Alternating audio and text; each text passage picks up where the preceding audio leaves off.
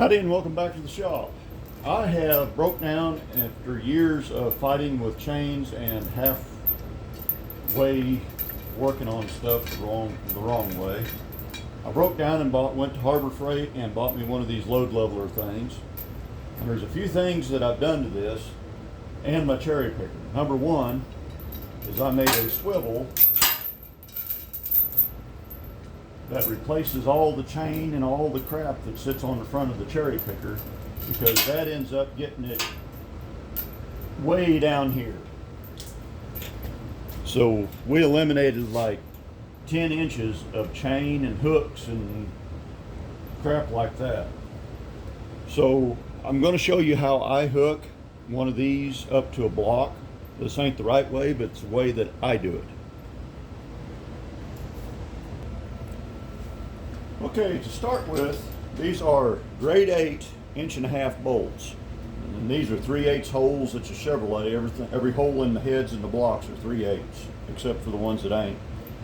So we've got a 3/8 grade 8 bolt. And the reason that they're grade 8 is not for tensile strength, but a little bit more of bending strength, because we're lifting on this bolt the wrong way.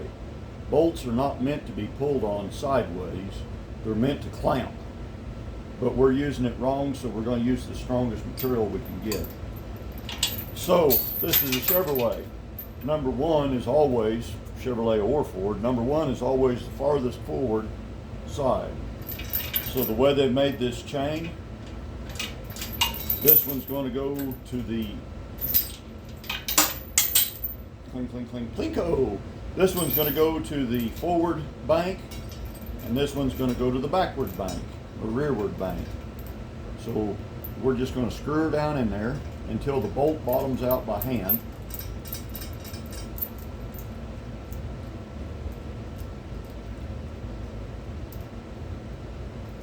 Then we're going to run the nut down and tighten it down. Now I'm going to come here and I'm going to feed chain through. Yep, I like that. I fed my chain through because I want this as short as I can get it and still to clear the top of my carburetor, injector. Throttle body, yeah, that's the right one. So now we're going to offer them up together. Find what link we're in. It's that link right there. Go through and stick our nut on.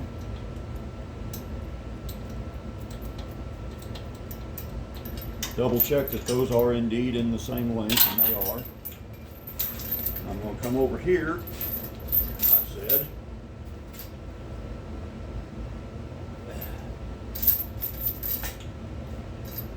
I think I'm going to give that 2 more links. That's a little bit tight.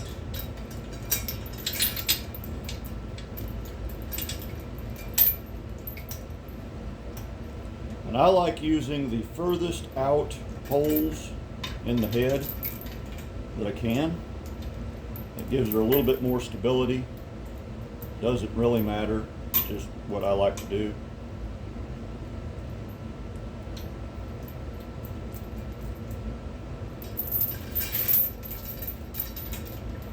Now, I've seen people try to use like a 4-inch long bolt or something like that and stick chains over them. Don't do that. A bolt, like I said, it's meant to have shear strength or clamp strength, not bending strength. If you get a big old long bolt hanging out in the breeze, you may have a bad afternoon. And you want your chain to be able to slip and pivot on that bolt, but not fall off. I'm going to do the same thing on the front end of the motor.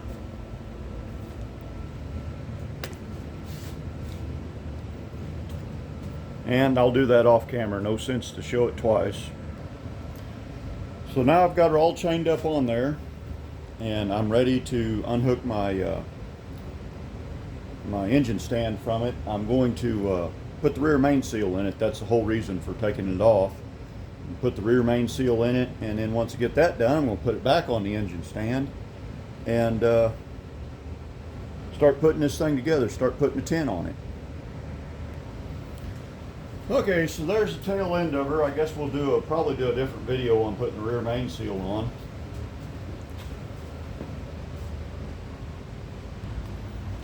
But right here is the star of the show. Well, every cherry picker and cheap jack has got the little doohickey on the end of the handle that you get a hold of a T and you turn her like that. That sucks.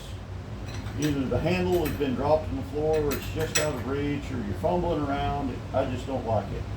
So Mr. Pete, your YouTube shop teacher, he made one of these on his channel.